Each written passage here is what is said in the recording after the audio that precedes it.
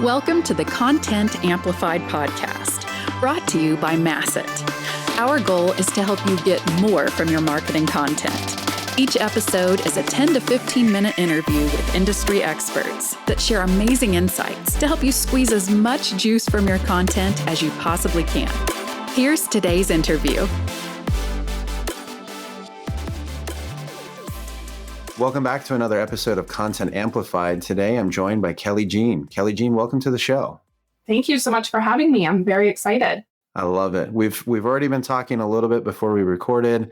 I'm fascinated about the subject. I have never gone through this experience myself, so I have so many questions. But before we dive into the subject, maybe share a few minutes about who you are, what you've done with your career, some of your experience to kind of set the stage, if you don't mind.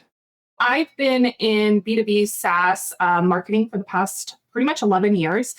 And I have had a unique career in that I have fallen into this particular space of companies that are going through mass mergers and acquisitions. So I've actually been through over 60 mergers and acquisitions in the course of my career. Wow. My background spans from every area of marketing to events to product marketing to marketing ops, campaigns, lead generation. It's been crazy. It's been chaotic, but I have gained valuable experience in kind of every area of marketing, which has been very lucky for me. I love it. Perfect. So today we are really going to focus on mergers and acquisitions, how to handle it specifically on the marketing side of things. I know it can be really nerve-wracking if you're on a marketing team and the company that you're at gets acquired, or if you're at a company and you acquire someone. I think it's a great opportunity to talk about what can you expect, and then also how do you manage kind of merging, the tools, the operations, the brand, the systems, all of that kind of stuff. So Kelly Jean, kind of walk us through what kind of happens. Like the company makes the announcement, right? Hey, we bought this other company. What do those first meetings look like? What does the process look like? How do you kind of navigate some of those waters from the very get-go? Usually marketing teams are the first to know about an acquisition before it's announced, because if you're the one doing the acquiring, you have to get everything for the press ready. And if you're the one being acquired, you're going to be a part of the press information as well.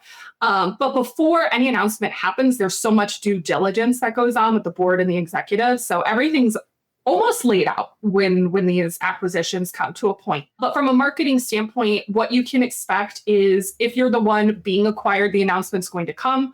Hopefully your company is extremely transparent with you in terms of what the marketing department looks like that you're going to be going into. And then a lot of times you will then meet with the head of marketing and the different marketing teams that you're coming into.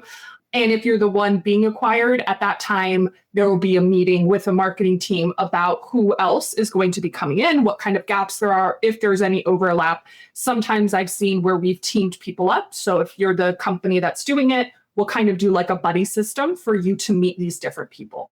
I think probably one of the scariest things when this happens for all departments is if the companies have any sort of lack of transparency. I think it's important not to be afraid to ask questions, because the number one question, am I going to lose my job? You have, 3 different content managers now. What's going to happen? And so asking the questions and not being afraid to ask the questions is very important, so you can get a sense of what's coming. A lot of times they don't necessarily remove people, right? They bring the teams together because for that first year, depending on how many products you have, a lot of times they operate individually on their own for a while, right? Very rarely are they going to bring them together and say, okay, everyone's one team right now. That usually doesn't happen until about a year out. Asking questions to whomever you trust that's in leadership, don't be afraid to do that. Perfect. So now you're looking at it and you're saying, great, we're a part of it. Maybe we operate a little separately, but we're trying to kind of get integrated. Talk about systems. Okay. You've got Salesforce and HubSpot, different CRMs, different websites, different everything, basically. How do you manage that process to kind of merge those and not just be duplicating your spend? You're going to duplicate spend. That's going to happen. You're going to compete against yourself on keywords. And it hurts. It hurts. But I think the important thing is really sitting down and understanding how you want the business to look. And that comes from, again, not being afraid to have transparent conversations with leadership. Because a lot of times they go, we don't want to make these changes. We don't want to bring things together. And now you're duplicating efforts everywhere, which makes for more work when you start to bring them together. So try to understand where the company wants to go. Okay, we sit as 3 different products right now, but eventually we want to be one company. So today I have to make everything work together as 3 while also building for the future. So instead of updating multiple Salesforce or HubSpot instances, we need to figure out which one we're going to go into. That then comes from meetings with whomever is running the ops side of these other marketing departments or who has been in the systems, sitting down and understanding what type of lead sources do you use? How do you utilize UTMs? How are you using campaigns? What type of leads come into your system and where from? Is it just from forms? Is it from a list? Are you purchasing lists? Do you have integrations through ZoomInfo? All of those questions are very important. And then you have to start standardizing how you use UTMs, how you do campaign naming and sourcing and all of that. And those changes need to be made before any information is imported into one system to make sure that it's there. You also want to run duplication reports because otherwise you're going to overwrite info. And the only thing I would say is something's going to go wrong every week. And just don't be afraid of it because it's going to happen. You're going to probably end up losing data. People's lead sources are going to be a mess. Those things are going to happen, but just don't be afraid of it. And that would be probably my biggest piece of advice is don't be scared, even though it's a daunting task. But standardizing is going to be your friend in this. And then make sure that you're utilizing those standardized systems. So when the change shifts and they go, actually, you know what, we are going to be one company. It's like, hey, great. That's great because we're using one HubSpot and one Salesforce right now. So then it becomes the process of merging the websites together. Very cool. I love it. And I think that there's a good point there. If you're at a business, in your experience, you've been through so many of these, but if you're at a business and, maybe this is the first acquisition they're kind of going through, it sounds like there might be some good expectation setting that you can have of heads up. When we merge these, we're going to lose a lot of data. It's going to be a nightmare. Don't expect reports occasionally to work. And just give me a year of a nightmare before we get there. It might be helpful to kind of set those proper expectations instead of saying, hey, we both use HubSpot. This should be easy, or something like that. That could be a nightmare. Transparency is key. And I'll keep saying that through this whole thing. Hopefully leadership is extremely transparent when you go through these things. I've been fortunate enough that mine has been. And it's the same thing for marketing. Set clear expectations. Hey, we want a press release out tomorrow. Okay, well, that's probably not going to happen because of X, Y, and Z. And what website are we pointing to? And what's the message? And just lay it out. And, still today, even where I'm currently at, when I send out reports, I'll say, this is what we're looking at. These are the trends we're seeing. You need to remember, I would put about 80% accuracy in quarter over quarter or year over year because data before this date is very guesstimated, right? Because I had to go back and change a whole bunch of data just through UTMs that were on their historical profile. So it was 80% correct, but it's what we can do to try and forecast for the future. So just always reiterate that when reporting. I love that. And one thing that I think is really important that you've been talking about that's kind of hit me is if you want, maybe you're nervous about future-proofing your job, the ability to get yourself as close to the data and understand it really, really well, it sounds like in all these circumstances will only make you more valuable in the process, especially if it's like, hey, why did you track something this way? And can you help us switch it over and this and that? It sounds like you can be a really valuable tool in that process if you know that. Oh, yeah. And HubSpot, I've mentioned it a lot, but HubSpot has an amazing certification and knowledge base and training center. And just being able to broaden your skill set in terms of being certified in SEO and in social media and in email marketing and maybe in the HubSpot tool or, all of those things, those are going to help you because you start to reach these other areas. One of my mentors early when I started going through this told me through chaos breeds opportunity. And it's one of the best things I was ever told because it's scary when you go through these times, but you genuinely have an opportunity to carve out the role that you want because there is going to be so much change and so many things and so many tasks going on that you will have the opportunity to take on things you've never been able to, or maybe wouldn't at that point in your career. And so you almost skip level experience, which is a lot of what happened to me. I'm 33 years old. I've been the head of marketing for 2-3 different companies. And I was able to move so far in my career because of the experience I got going through these acquisitions and just being willing to take it on. Re-engineering a Salesforce when I wasn't a Salesforce admin. Now I have that experience. I love it. That's perfect. So we've talked about the teams, we've talked about the tools. What about the brand? What about how do you, on the content side, the brand, the thought leadership, the social profiles, everything that's forward facing, how do you start to approach merging and combining those in this kind of a system or circumstance? So again, it's a lot based off of what your leadership wants to do. But let's say they're saying, okay, we're gonna stay separate. The biggest thing when staying separate on social media is starting to connect those accounts through tagging. If you're posting over here about this product on your channel, that should also be tagged on this channel, driving people back to the other channel. So even if this is about, whatever, association management, and this is about, learning technology, you should still be posting on each other's channels and tagging back, because eventually, I could probably put money on it, it's going to come out of the leadership.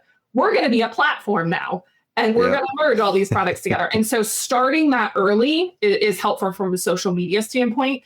And so that starts to make you think, okay, how are we going to say this, right? We are, a management system. We have a learning system. We have a careers, like ad placement. How do we start to bring this together? What type of terminology do we use? We're one platform, multiple solutions. We're a suite of products that work better together. You start to think through that, and that starts to help frame out your portfolio, your ecosystem. And that's usually the early stages of it. And so as you write blog copy, tag into other websites, utilize those backlinks, right?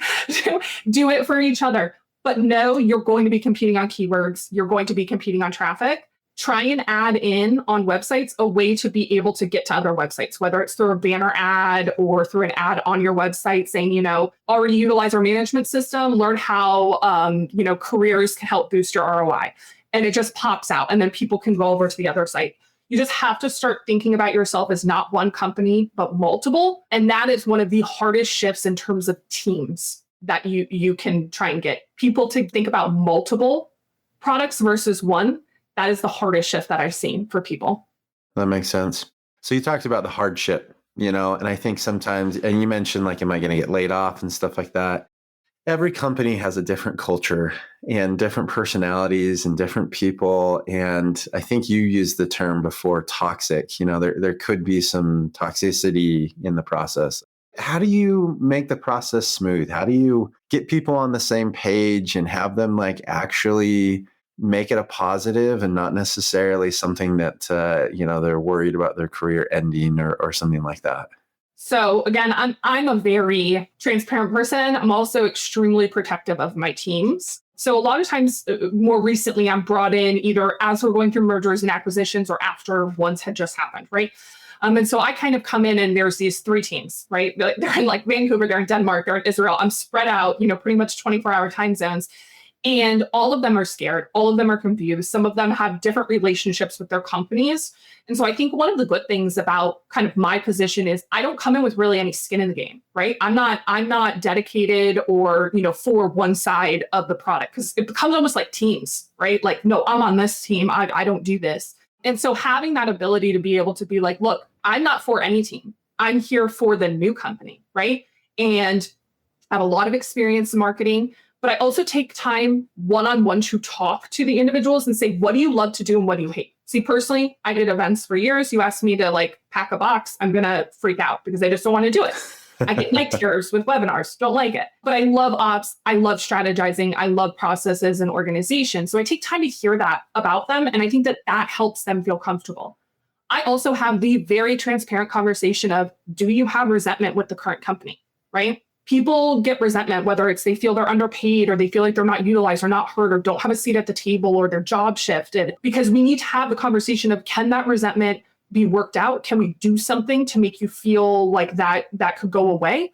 Or is that, do you think, too built up? And that's a difficult conversation to have. And it's sometimes difficult to get a truthful answer, but it's very important as a leader to know that about your teams, because sometimes people, it's just too much for them. And that's okay. It's okay for it to be too much and to go and find a different environment because it's going to get crazy. But my biggest piece of advice is just honesty, right? Anytime a person sits down with me and they go, I love doing this, but I've been trapped doing this. It's really frustrating. I've taken on 3 different jobs. I haven't had a pay raise. I then look at that person and I go, they're willing to have the conversation with me. They know what they're doing. They've been here for a while, even though they're upset. I'm then going to carve out the type of role they want and fight for them to have the pay increase that they need to have and say, okay, can we get you back on track and re-engaged appropriately? And usually they end up being one of my top employees. That's cool. I love that. Perfect. Well, I'm sure we could go on for hours and hours. I have a million more questions, so maybe we'll do another podcast episode. But Kelly Jean, thank you so much for the time and the insights. Really appreciate it. If anyone wants to continue the conversation with you online, how can they connect with you? Probably LinkedIn would be the best. So Kelly Jean Hayes, it's Hays is my last name. And honestly, if you have any questions or if you're going through this yourself or about to be going through this and you want help navigating it, please feel free to reach out. More than willing to offer any help. Love it. Perfect. Well, again, thank you so much for the time. Yes, thank you. Thank you for listening to the Content Amplified podcast. Please subscribe and leave us a review. And for additional ways to get more out of your content, visit our website at getmasset.com. That's getmasset.com. And tune in next time to the Content Amplified podcast.